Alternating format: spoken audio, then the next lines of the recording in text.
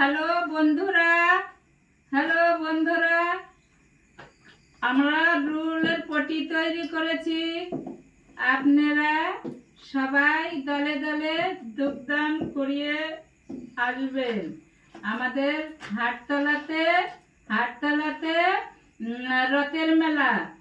আপনাদের সঙ্গে সবার সঙ্গে কালকে দেখা হবে। সবাই এক জায়গায় উপস্থিত হবে।